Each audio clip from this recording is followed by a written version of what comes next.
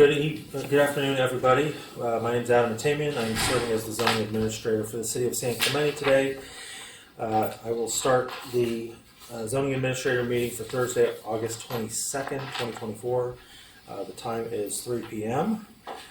First order of business on the agenda is to receive and file the minutes from the July 18th, 2024 zoning administrator meeting. I've reviewed those minutes and we'll receive and file those. Next item is our oral and written communications. Are there any members of the public who are here to address an item that is not on the zoning administrator agenda today? I don't believe that to be the case, but seeing nobody, we will move on to public hearings. The public hearing process includes staff presentation, time for the applicants to make a presentation if they so wish, up to 10 minutes, and all other speakers, including members of the public, will get 3 minutes. And then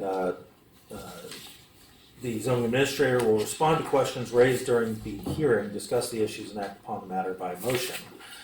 The first item is public hearing project 24-099 Shell EV charging facility, and our project planner is Christopher Wright. Mr. Wright. Yes, good afternoon. This is a request by Shell Corporation to convert a vacant previous gas station into an electric vehicle charging station with 13 vehicle chargers that would include 2 ADA accessible parking spaces. The project would involve, like I said, a site that was previously in a state of disrepair and was cleared and has been vacant for some time, with landscaping, paving the lot, striping it. They would be putting in signage. That would be a separate permit application. Putting in the vehicle charging equipment, lighting, benches, trash receptacles, and also water retention devices. So this requires a public hearing approval, given that when changes like this are not eligible for a staff level permit, then it requires a zoning administrator approval, which is why we're here. But the use is permitted by state law. So the city is required to allow vehicle charging type stations and sets requirements for faster permitting to ensure that cities work with applicants, given that the state has identified providing charging as a matter of statewide concern. So the city's ability to review this is limited to things like health and safety, state regulations like water quality. Also, we have like a water ordinance at the state, and then just reasonably trying to fit this in with surrounding properties, of which the Shell Corporation has been really nicely working with us to try to make it work with cities' design guidelines and policies. So we did get a traffic report from the applicant that the city's engineering staff has reviewed, and there are some recommendations in there, of which made its way into the conditions of approval. So in the event that there were some issues with like staggered traffic into the street, then the city staff would be able to work with the applicant to remedy those issues versus going back through a public process. The city did review a water quality management plan, a preliminary one, and is found to be adequate. The city planner didn't find it was necessary to send this to the design review subcommittee, particularly considering there aren't structures, it's just site improvements, and just because it meets the design guidelines. So staff supports this project for several reasons. First, it converts an unsightly site into a nice, attractive place with landscaping. It's going to be an improvement to the neighborhood and staff's position. And it furthers the state's goals to promote and encourage increased use of electric vehicles. It complies with the municipal code, and it will provide a number of benches and guardrails and overhead lighting that are consistent with the type of materials you'd expect for the Spanish Colonial Revival District. The landscaping would meet our policy for drought tolerant native type landscaping that will improve water quality, as well as the water retention type devices there. And then the lighting is supposed to be shielded to avoid light trespass according to the city's policy. So up until this date, we did not receive public comments, but we received comments prior to the meeting, which we forwarded to you. And the applicant is here if you have questions. That's it. Thank you. Would the applicant like to make any statements or presentation? You have 10 minutes if you. Don't need 10 minutes. I'm just here to express that the team has been tremendous in getting us to this point. We're really excited to get this project up and believe it's going to be a great amenity for the community. Can you state your name for the record? Name please? is Lydell Loro. Thank you very much. Are there any members of the public that would like to speak? And at this point, I will officially open the public hearing for those comments. I see we have 2 cards. Does that suffice? All right, then we will start with Jen Wu. You've got 3 minutes. My name is Zheng Wu, a resident of City of San Clemente. I'm here in support of this project. Enthusiastically, I welcome Shell to our community. I think Shell is diversifying its portfolio to provide more green infrastructure and improve the sustainability of our infrastructure, which is a great thing to have in town. I would like the city to add a condition to the approval. I understand the condition needs to be justified on the nexus based on the negative impact the project caused. I may not be able to do that, but I just spoke with the Shell's representative, and he was very accommodating, and he's willing to do that. So the condition would be, as I explained, the neighboring property is set back from the northeast corner by 9 feet. So our project site protrudes into the public right-of-way by 9 feet. So if we can straighten that line all the way to the intersection, the city should be able to acquire an easement, either 9 foot wide throughout the front on Polydora, or 9 foot wide at the northeast corner, and then it narrows down to very narrow, 1 or 2 feet at the intersection, plus a little bit at the corner. The city can acquire an easement of that portion. That would allow our public works to have more real estate, to increase the right-of-way width, and to accommodate 1 more travel lane. Regardless of the future design, to solve that problem at that intersection and off-ramp, it will tremendously improve our situation. And so I appreciate that Shell is willing to accept that condition voluntarily. The only change, also I'd like the city to consider fast tracking this project once the revision comes back. So we're about to approve it. So since the Shell is willing to modify the engineering design, when it comes back, the city should make every effort to fast track it without causing any delay. And if it causes the certain aspects of the site design, for example, landscaping open space ratio to be not in compliance, then the city should consider waiving that requirement. Thank you. Thank you. All right. Next. Adam Gusemi? Yeah. My name's Adam, and together with my father, we own the business across the street, the San Clemente Valero gas station. So we're very familiar with that area. I just want to say congratulations to Shell and to the city for making an effort to finally improve what has been an eyesore for over the past decade. I think it's going to be a huge positive win for the people of San Clemente and for tourists visiting here. And I think that, to piggyback off what Zen was saying, I think that getting that easement and working with Shell to expand that street would be immensely beneficial for the tourists here, for the residents here, in order to prevent that area from backing up, particularly during summer when it's our highest tourist season. We constantly experience just backed up traffic in that area. And it also becomes very dangerous as there are numerous accidents. Being on that corner, we see a lot of high rate of accidents. So in order to reduce the level of risk there and to improve the experience for the residents and for the tourists here, I think that the city should work with Shell in order to get that easement to expand that street. It would be immensely beneficial. Thank you. Thank you.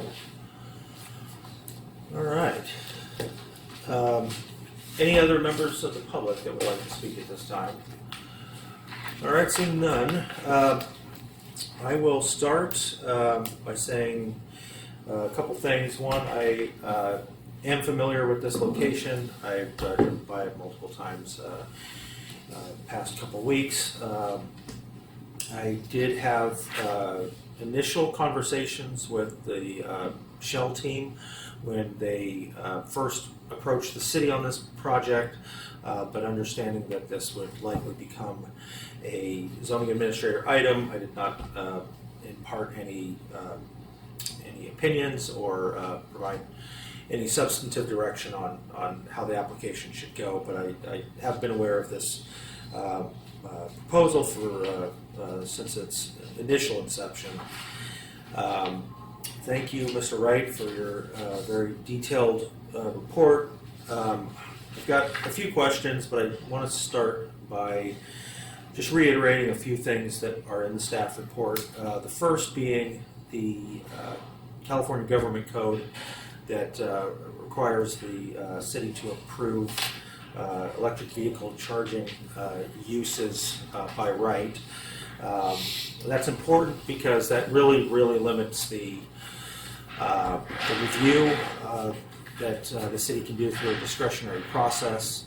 And I want to be very cognizant of that and make it clear to the public that this review is specifically limited to the site improvements and not the overall actual use of the property. I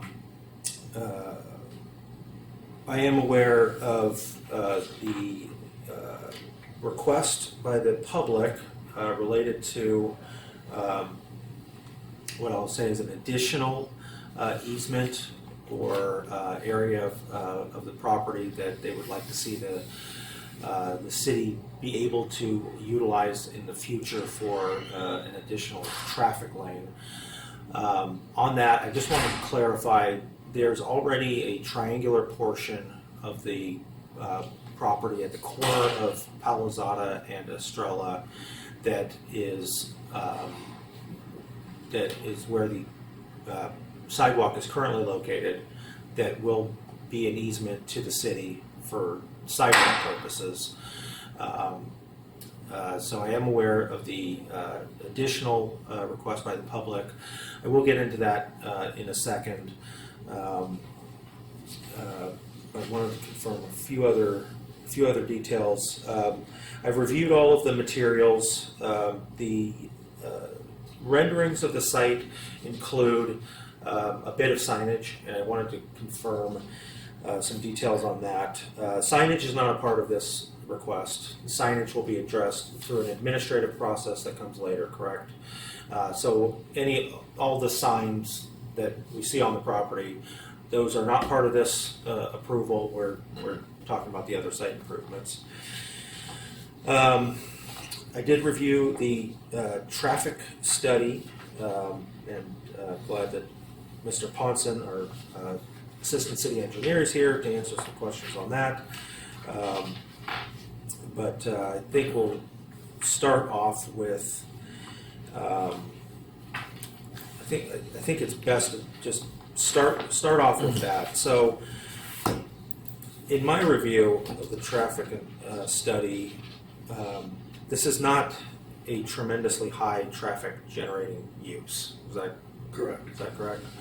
And there was some comparisons to a gas station, the gas station that was there before, or a gas station use, which would have a much higher turnover.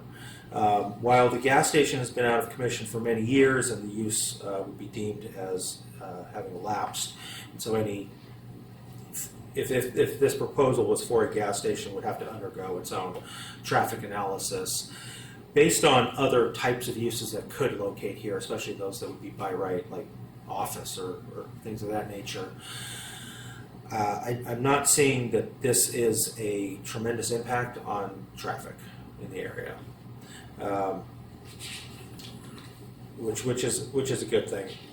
As far as the potential queuing, I just wanted to confirm one detail. The traffic study talks about queuing as taking place on the property, or potentially one car in the turn lane. The parking study gives several options of what to do in the event the queuing does get into the street. The actual study itself says that everything should be able to handle on site. But we asked for what would you do in the event it doesn't all contain on site. So some extra protective measures were to look at what kind of striping we would look at in the event it does become a problem. So there's a condition of approval included in there, similar to a lot of other drive-through type uses or other type of similar uses that in the event that becomes a problem, we can approach the applicant and work through some potential striping modifications out there. For example, on De La Estrella, you might have a keep clear that gets added and maybe some tweaking of that striping so that we can create an area for one car or two car to turn in to where they're separated and not block the through traffic. And so that way, we're trying to minimize any potential impact to the intersection. Yeah, so as far as that is concerned, one of the notes in here talks about if there's an anticipation of 3 vehicles queuing based on when people's charging is occurring, how much more time is there, but at a certain point in time, they will be directed out. Can you explain a little bit about how that process works, like how people would be essentially turned away because there's no availability? I don't have an answer for that, Adam. I think I'd have to review the study a little closer in detail. Well, I might be able to help a little bit. Their study does get into that detail of, since it's an unmined site, that if there is a queue, most likely people would just simply move on and choose to charge at another location or move on and charge at another time. Because most likely if there is a queue on site, you'll be able to see it. And there isn't a lot of room out in the street to stage or queue up.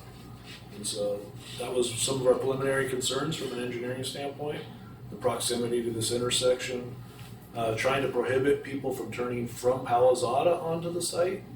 There's a condition in there that if people start doing that and it backs up the freeway off-ramp, we reserve the right to actually close the entry point on Palizada, and that would be an exit only.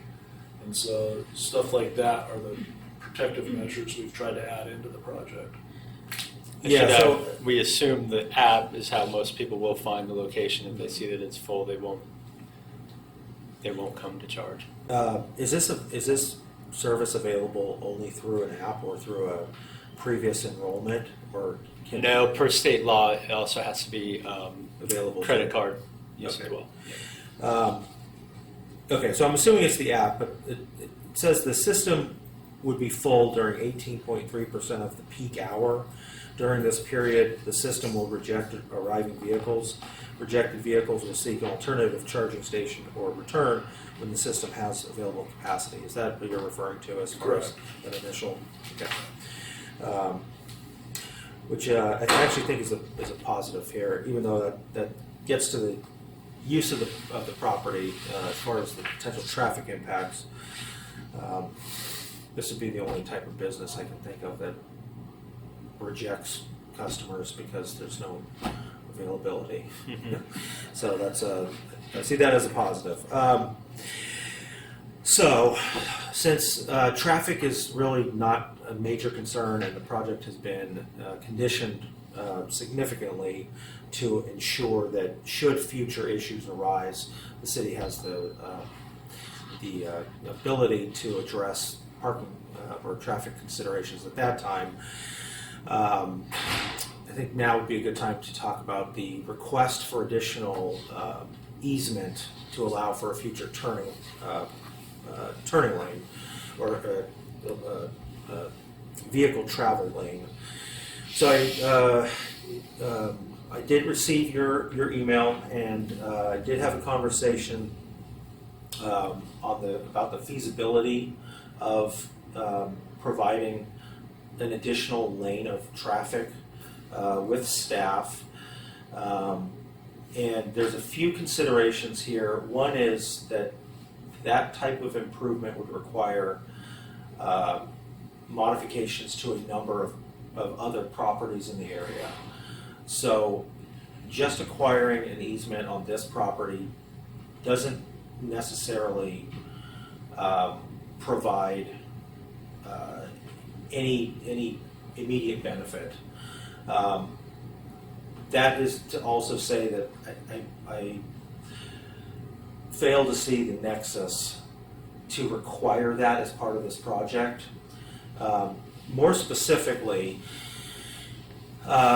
if in the future the city wanted to modify the traffic in this area, it always has that ability under eminent domain. Looking at the proposal, if the city was to want a sliver going from that corner to 9 feet towards the backside,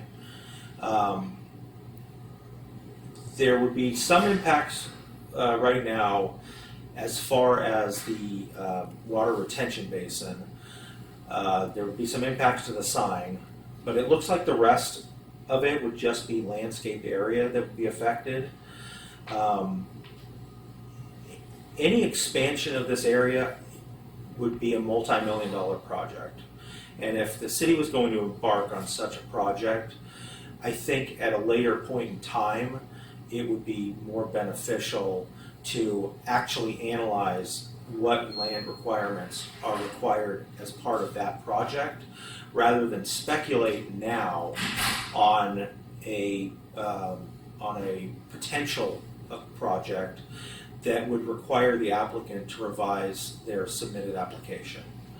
And I say that for two reasons. One, these plans look like construction drawings to me, which means that they are in their pretty much final form.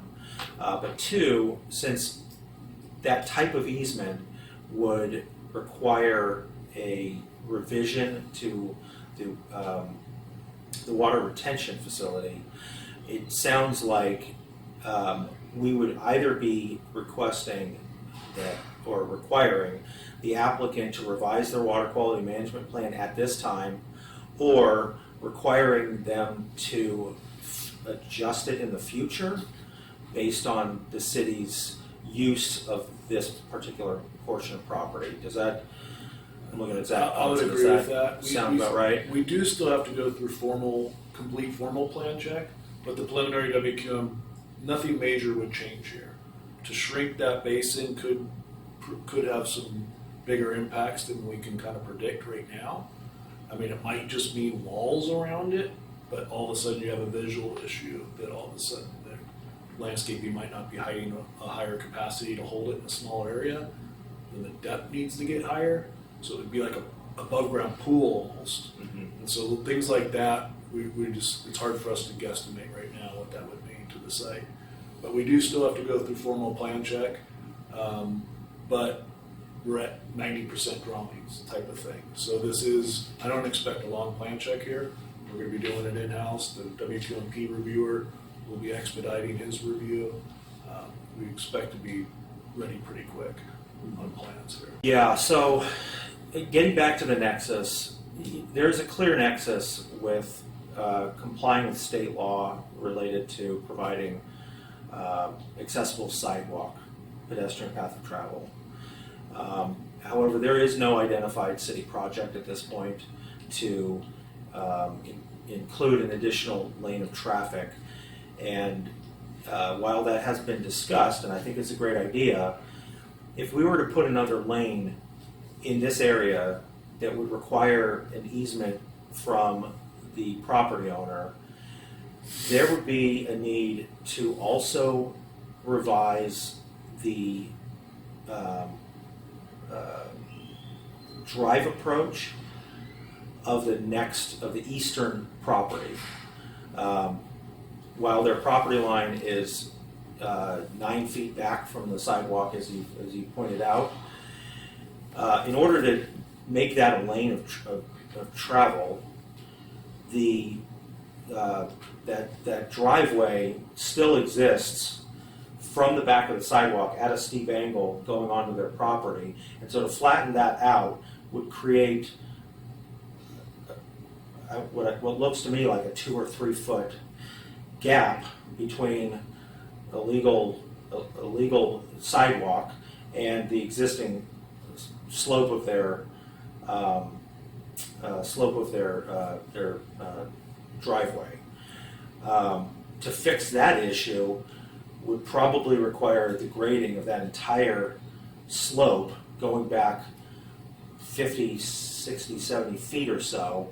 And so this may seem like a small thing at this point. I think that it's not, one, there is no established nexus for it. Two, that type of easement would only cause, I think, significant and unnecessary cost to the applicant at this point. But three, it wouldn't actually give the city anything that it could take action on anytime soon. It would require millions of dollars to address the, I'll say, physical and property specific issues of additional properties beyond this one. In the future, though, I could see an opportunity where the city would address this from a multi-parcel perspective. And at this point, since we don't know what the potential layout of such a design would be, I think having this project redesigned at this point for a speculative project is unnecessary. So I think that the existing conditions of approval address the city's ability to acquire easements related to specific public right-of-way impacts, and so I'm supportive of those. I did clarify that this application does not include signage. While it is shown on the renderings, any approval from the zoning administrator will not cover signage, and the applicant will need to come back on that. I reviewed the rest of the conditions of approval, and I do appreciate planning and engineering staff's thorough review and inclusion of conditions necessary to garner their support of this project.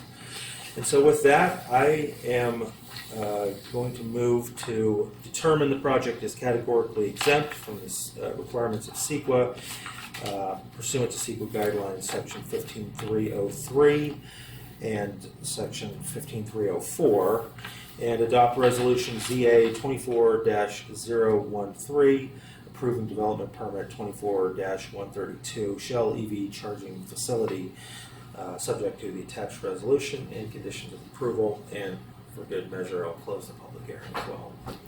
So thank you very much. I appreciate all of your comments. In my response earlier, I said I encourage you to work with Public Works staff on looking into that matter further. They have made presentations to the City Council, I want to say at least 2 or 3 times in the last year or year and a half about this particular issue.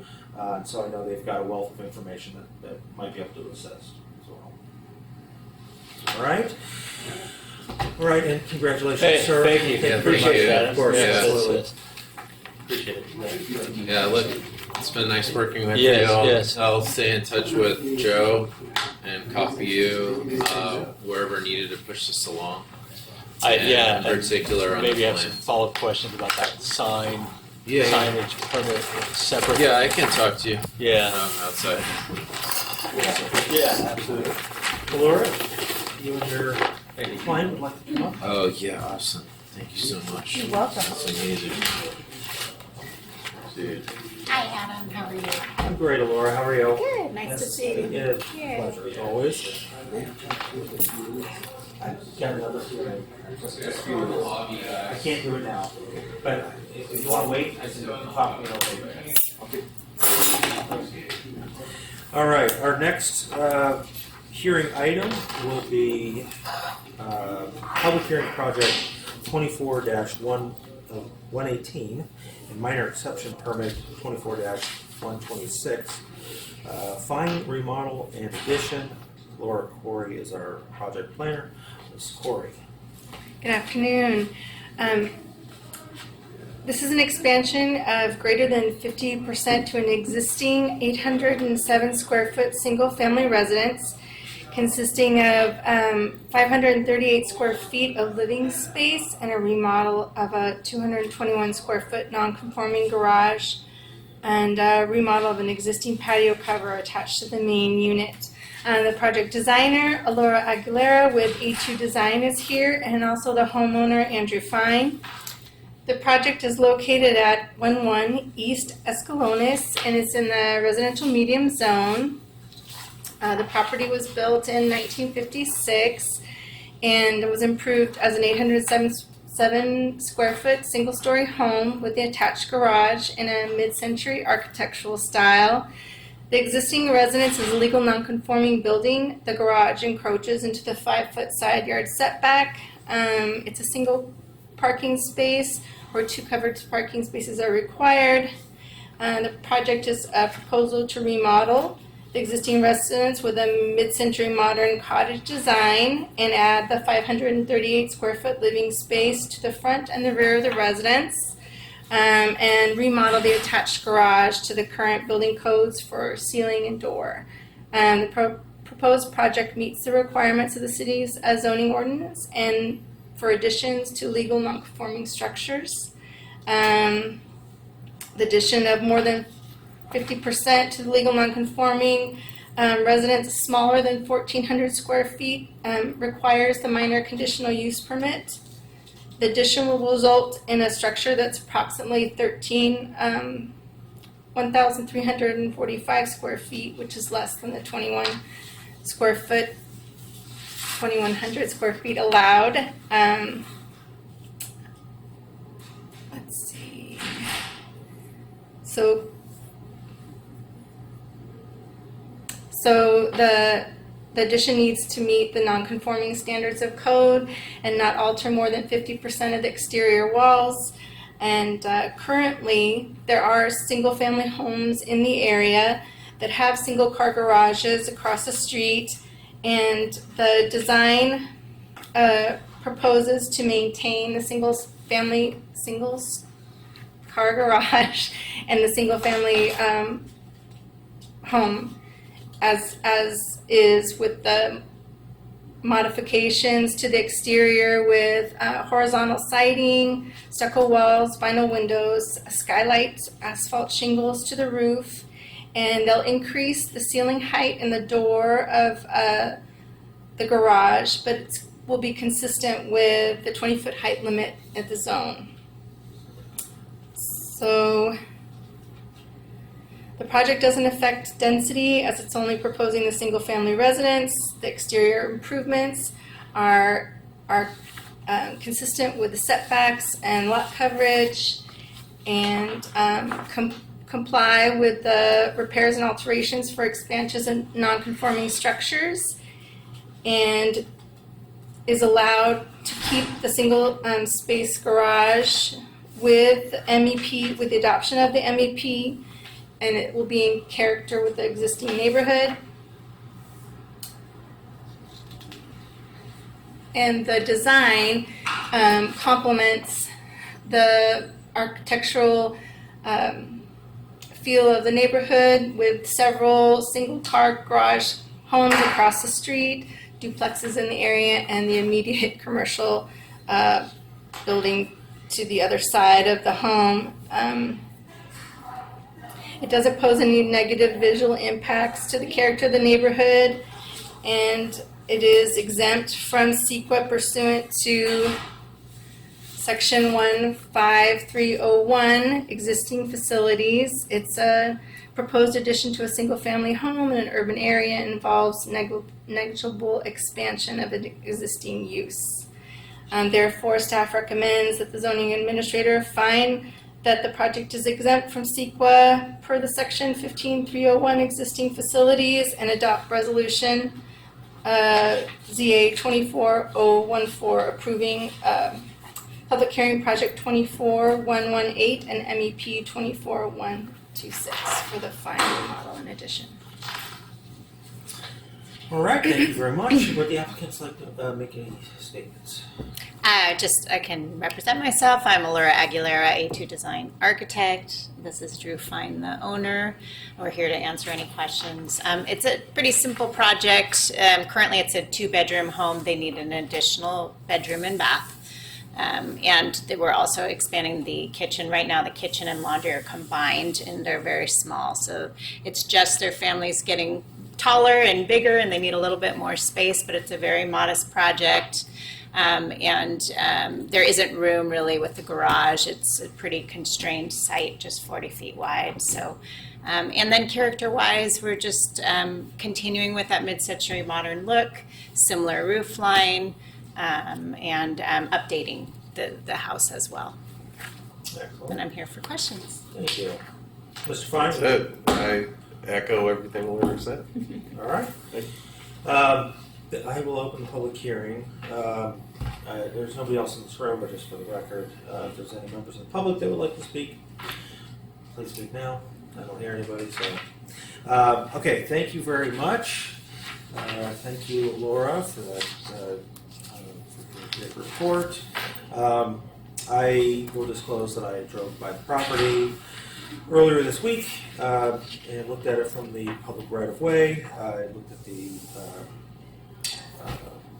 existing pattern of development in the neighborhood, and I can concur with staff's representation that the proposed plans will remain in keeping with the scale of development of the neighborhood.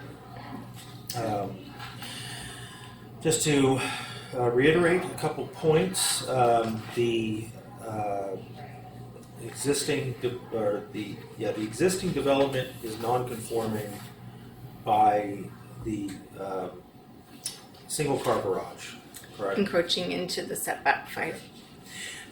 So, two existing nonconformities. One, it's a single-car garage where today a double-car garage would be required, and it is encroaching into the setback. Otherwise, should those not be occurring, the rest of the improvements would all be eligible for a building permit only. So that is the reason for the discretionary review. The intent of this permit is to ensure that additions to nonconforming structures do not intensify the nonconformities or make the properties too divergent from the general scale of development of the neighborhood. The fact that this is remaining a single family and that there's a small addition on the front with another area of addition on the back will maintain the property generally in its current view impacts onto the street. So I can agree with all of the staff's recommended findings for the project that were listed in the staff report and in the staff presentation. And the only last thing I have is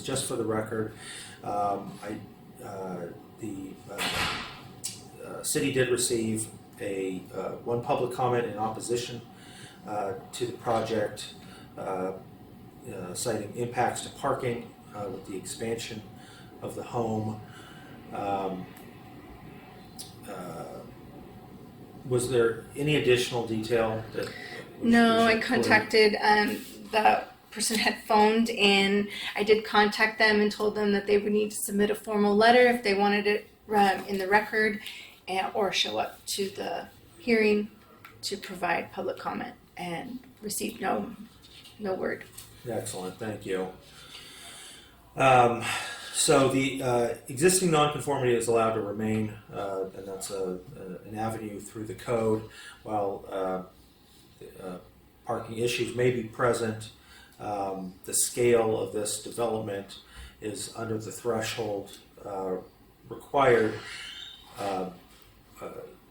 or under the threshold that would require full adherence to the zoning ordinance. So the applicant is aware that further additions that take this home above 2,100 square feet would require revisions to the residence to bring it up to code, which would require 2 covered parking spots.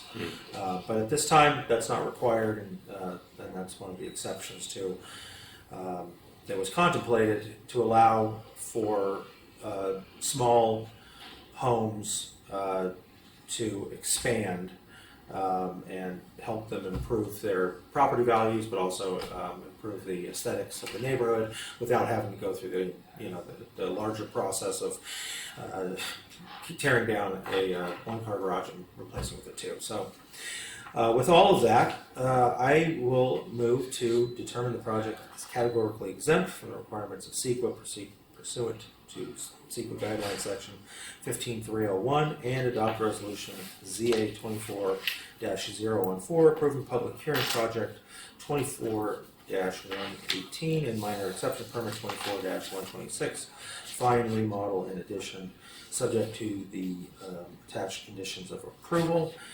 Thank you for working with staff and working through this process, and thank you for investing your time and money in improving the property. We look forward to seeing that project done, and wish you the best through that process. Thank you. With that, I will move on to the other items on the agenda, which are you. Thank you. Thank you, Laura. Always nice to see you. Nice to see you. We have no new business, no old business, and so I will move to adjourn to the next regular meeting of the zoning administrator to be held 3 p.m. on Thursday, September 5th, 2024, at the Community Development Department, first floor community room, located at 910 County Negotiable, San Clemente, California. Just print. Yeah.